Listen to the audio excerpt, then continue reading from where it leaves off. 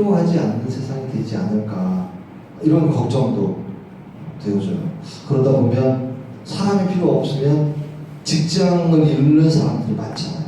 그러니까 목회적으로 보면 교회 안에 그런 뭐 인공지능 이런 기구들이 발달되면서 교회 안에 직장을 잃고 직장을 구하지 못하는 그런 사람들이 많아진다고 하면 이런 게 또 걱정이 되고 또 하나의 기도 제목이 될 거예요. 우리 아이들 앞으로 10년 후에 세상에 나가서 뭔가 일을 해야 되는데 예측할 수가 없잖아요. 10년 후에 뭐가 어떻게 바뀔지 우리는 알 수 없잖아요. 이러다가 정말 예전에 우리가 봤던 어떤 영화들처럼 인공지능이 세상을 파괴하고 세상을 지배하는, 그래서 지구의 종말 같은 것이 올 것가 아닐까 하는 그런 걱정을 하게 되는 그런 시대에 우리가 살고 있어요.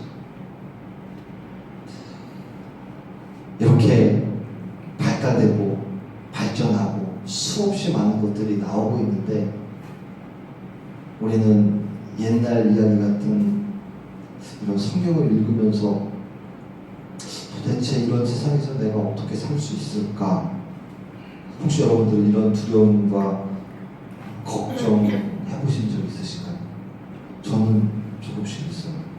목회자로서 말씀을 읽는데 지금 세상은 이렇게 변해가고 있는데 우리는 지금 나는 여기서 뭘 하고 있는 거지? 라고 하는 그런 두려움과 걱정들이. 그런데 에스겔서를 읽다 보니까 21세기를 살고 있는 우리들에게 주시는 하나님의 이상 같은 말씀, 하나님이 에스겔에게 주신 환상을 통해서 우리들에게 위로하시고 우리에게 꿈을 주시고 우리에게 소망을 주시고 이상을 주시고 환상을 주시는 그런 말씀. 그래서 이게 사실 이 에스겔서를 칼빈 같은 주석가들은 이 1장을 특히 주석하면서 이거는 누가 이 내용이 뭐냐고 나에게 물어보면 정말 솔직한 바로 나는 잘 모르겠다 이렇게 고백할 정도로 난해한 부분인데 지금 우리들에게 좀 더 적합해진 것 같아요. 지금 우리들에게 조금 더 쉽게 이해될 수 있는 말씀같이 그런 생각이 들어져요. 이 에스겔서의 저자인 이 에스겔은 기원전 597년에 바벨론이 느부갓네살 왕이 유다 왕 여호야긴을 이제 데리고 가요. 바벨론으로. 그리고 거기 그러면서 왕족들과 귀족들과 제사장들을 함께 포로로 끌고 갔었어요. 3절에 보시면 갈대아 땅 그발강가라고 이렇게 하는 곳이 나오는데 바벨론 땅의 한 강을 이야기하고 있어요. 바벨론은 지금의 이라크죠. 이라크 후세인이 있었던. 역사적으로 올라가 보면 이 바벨론 땅, 이 이라크 땅은 예전에 메소포타미아 문명이 발생했던 지역이에요. 그러니까 거기에는 유프라테스 강과 티그리스 강과 유프라테스 강이 있었죠. 이 이야기를 듣다 보니까 아브라함이 갈대아 우르에서 왔다 그랬어요. 아브라함의 고향이에요. 이 메소포타미아 이 문명은 그 유프라테스와 티그리스와 유프라테스 그 강 사이에 이 비옥한 옥토를 중심으로 땅이 만들어졌어요. 그리고 그 땅을 중심으로 거기가 도시화되어지면서 성장했던 게 그게 바벨론 문명이에요. 그런데 문제는 뭐냐면 강이 있다 보니까 홍수가 나면 겁나는 거예요. 그러니까 이 느부갓네살 왕이 유대 사람들을 포로로 데리고 와가지고 그 강 속에 있는 모래들을 그 퍼내는 준설 작업을 하는 거예요. 그 준설 작업에 쓰여졌던 그 노동자들이 바로 여기 지금 나오고 있는 에스겔도 그런 사람이에요. 시편 137편에 보면 우리가 바벨론 강가에 있을 때에 수금을 버드나무 가지에 걸어놨다라고 하는 그 내용이 나와요.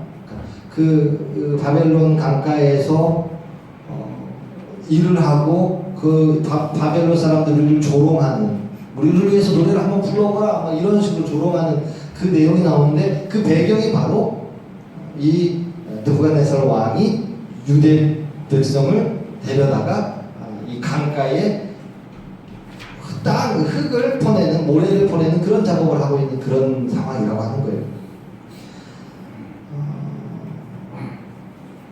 저도 요번에 다시 알았던 내용인데요.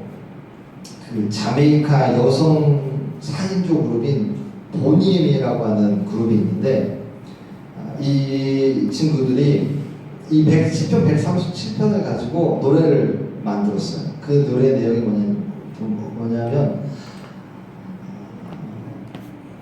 By the river of Babylon, By the river of Babylon. 이게 요 137편을 가지고 했던 거예요.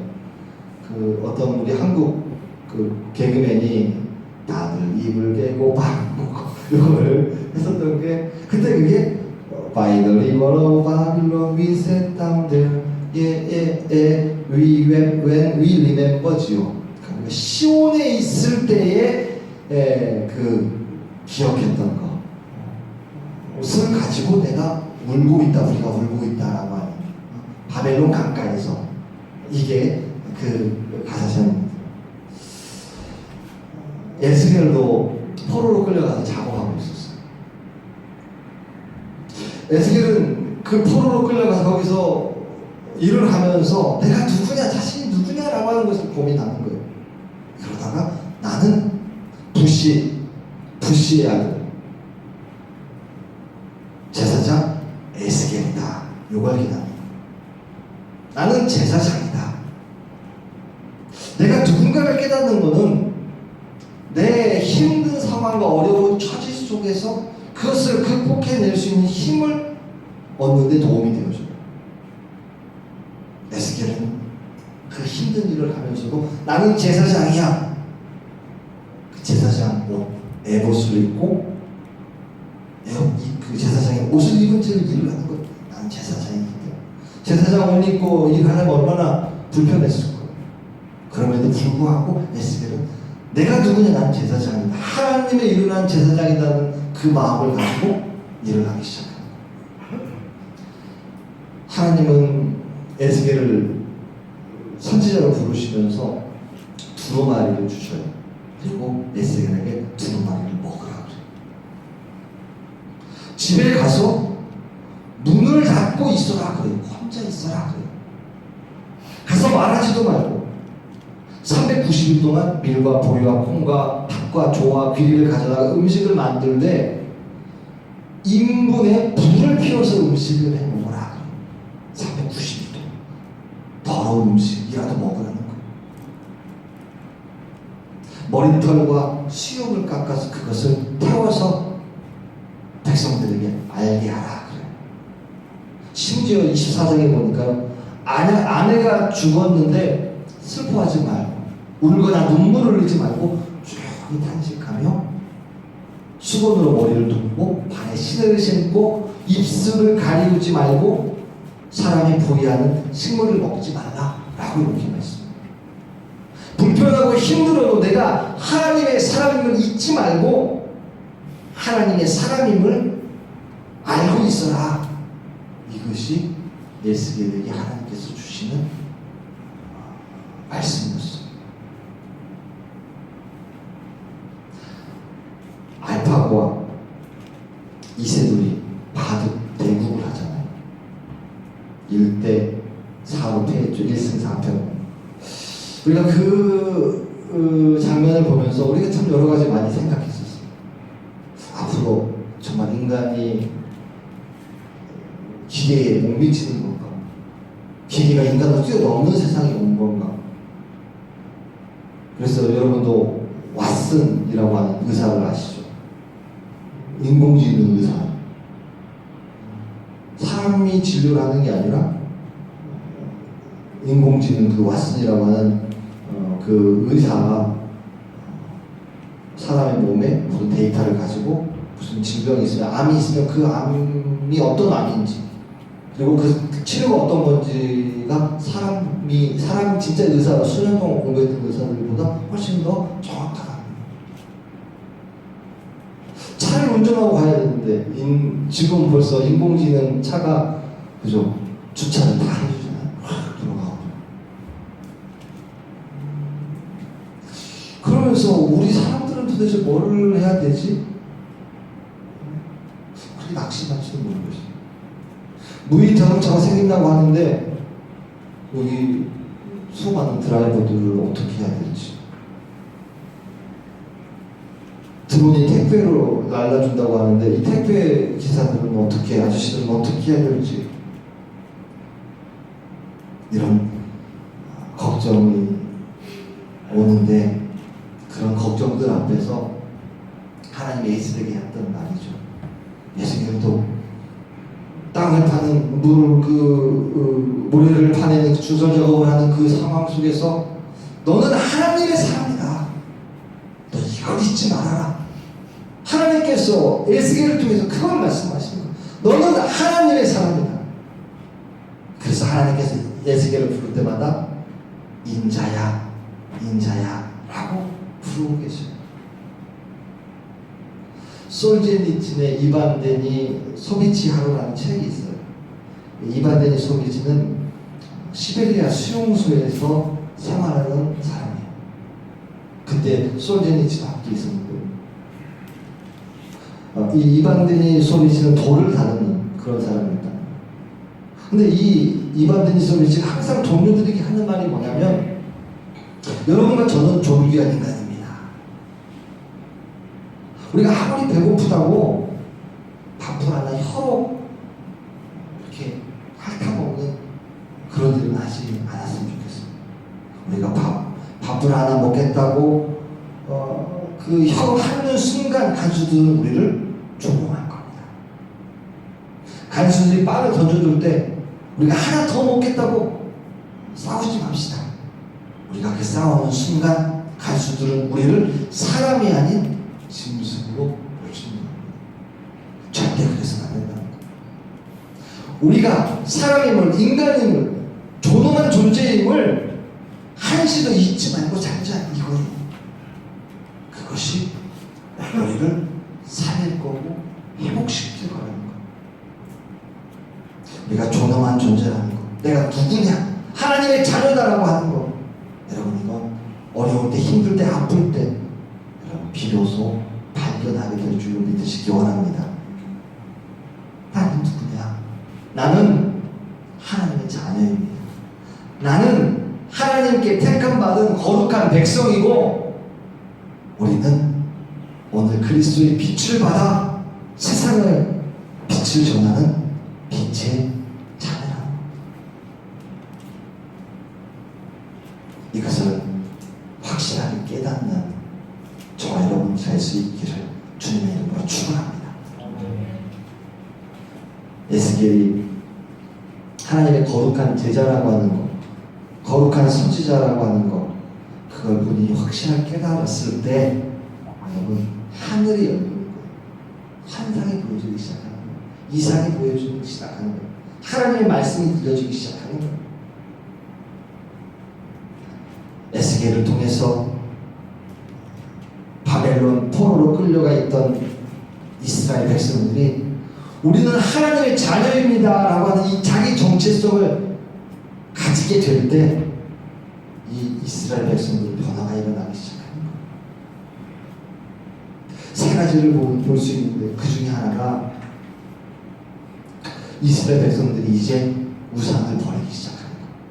나는 하나님의 백성이다, 우리가 하나님의 자녀라는 것을, 내 정체성을 갖게 되니까 우리 안에 있던 우상을 버리게 되는 거예요. 우리가 성경을 분역해서 보면요, 바벨론 포로 전하고 포로 후를 나눠볼 수 있는데, 전의 말씀들은 어떤 말씀들이냐면 아모서, 미가, 호세야, 하박국 같은 말씀입니다. 여기에는 다들 어떤 말씀이 주를 이루냐면 우상을 버리라는 거예요. 헛된 신을 섬기지 말라는 거예요. 그런데 바벨론 포로가 끝난 후에 학개서, 스가랴서, 에스라, 느헤미야 같은 이런 말씀은 우상을 버리라는 말씀이 나오지 않아요. 많이 나오지 않아요. 두 번째로 중요한 건 이 바벨론 포로기 이때에 구전으로 전해 내려오던 구약의 말씀들이 문서가 되어지기 시작하는 거예요. 성경이, 구약 성경이 기록되기 시작하는 거예요. 이스라엘 민족들은 내가 누구냐, 우리가 누구냐, 우리는 하나님의 거룩한 자녀다라는 걸 알게 되니까 이제 그때 성경의 구약을 문서로 기록하게 되는 거예요. 그리고 세 번째, 메시아가 오시겠다는 것은 확실하게 되죠. 그 오실 예수님을, 메시아를 기다리고 또 이들이 고향으로 돌아갈 거라는 것을 확신하게 되면서 소망을 가지고 살아갈 수 있기 때문에 우리가 주님을 만나는 그날, 오늘 우리가 주님을 내 마음에 모시는 그 순간, 여러분, 우리가 초막에 살더라도 궁궐에 살더라도 그 어린아 다 주님을 모신 하늘나라가 될 줄을 믿으시기 바랍니다. 에스겔이 포로 속에서, 포로의 그 생활 속에서도 언제나 주님을 바라보는 거예요. 하나님을 바라보는 거예요. 이게 바로 하늘이 열린 사람들의 특징이에요. 하늘이 열리는 걸 봤기 때문에 하나님의 음성을 들을 수 있는 거예요. 하나님의 존귀한 아들이요 딸인 내가 오늘도 하나님의 돌보심 가운데, 하나님의 인도하심 가운데 내가 살고 있습니다. 이것이 바로 성령이 우리들에게 말씀하시는 거예요. 성령이 나에게 말씀하시는데 마음문이 열려지는 그 순간, 나는 지금도 하나님이 나를 돌보고 계시고 하나님이 나를 이끌어 가시고 나와 함께 하심을 내가 믿게 되는 것입니다. 그 현상이 에스겔서를 보면 37장에 나와요. 마른 뼈의 환상이죠. 그리고 40장부터 보면 성전 가운데 임하신 하나님의 영광을 보게 되는 거예요. 여호와께서 에스겔을 이끌고 골짜기에 갔는데 마른 뼈들이 무수하게 가득해 있어요. 그런데요, 이 뼈들이 여호와의 말씀을 들으니까 그 뼈들이 생기가 살아나요. 힘줄이 생겨요. 살이 입혀져요. 가죽이 덮여져요. 그러면서 그 뼈들이 서로 맞춰지면서 하나님의 군대가 되시더라고요. 이 환상을 에스겔이 보여줍니다. 40장부터 보면요, 하나님께서 모세를 이끄셔서 모세에게 성막을 지으라고 말씀하셨던 그 말씀이 에스겔에게 환상으로 보여주죠. 성전을 지어라. 그리고 이스라엘 민족들이 지금 남과 북, 남유다와 북이스라엘로 갈라져 있던 이 민족이 막대기가 하나로 이어지는 것처럼 한 민족이 되어져서 내가 너희들에게 살 땅을 주리라는 이 환상을 에스겔에게 보여주시는 거예요. 이 모습은 희망 없는 이스라엘 백성이 이제 바벨론도 물리칠 수 있는 하나님의 힘 있는 백성들로 세워져 가는 거예요. 21세기 살고 있는 지금 우리들, 컴퓨터를 보면서 내 한계를 느껴요. 내 기억력의 한계를 느껴요. 얘는 왜 이렇게 잘 기억하고 있는지. 마른 뼈같이 보잘것없는 그런 내 존재가 느껴져요. 여러분, 스마트폰의 위력을 보면서 나는 수년 동안, 수년이 뭐예요? 수십 년 동안 영어 공부해서 문장 해석하고 번역하는데, 여러분 정말 한번 해보세요. 칸 블럭 잡아가지고 그러면 옆에 구글 번역기가 있어요. 구글 번역기 번역을 탁 눌러보면요, 진짜 번역 잘해요. 우리가 그렇게 수년 공부했는데 클릭 하나로 그 모든 것을 간단하게 해결할 수 있는 지금 그때에 내가 인간으로서 좀 자괴감을 느끼잖아요. 나는 뭔지, 나는 어떻게 살아야 되는지, 앞으로 우리가 무슨 일을 해야 될지. 아니 5년 후 10년 후가 지나면 뭐 세상 모든 것들이 변하는 이때에 내가 앞으로 어떻게 살아가야지, 그걸 생각하면 정말 막막한 그런 그때에 여러분, 하나님이 주시는 비전이 아니고 하나님이 주시는 이상이 아니고는 극복할 수 없어요. 토요일날 우리가 큐티했던 민수기 14장 말씀, 여호수아 칼날. 무서운 적이 있는데 어떻게 전투를 우리가 물리칠 수 있을까? 사람들은 다 두려워하고 떨고 있어요. 하나님 이상을 받던 가렙과 여호수아는 뭐라고 말해요? 그들은 우리의 밥입니다.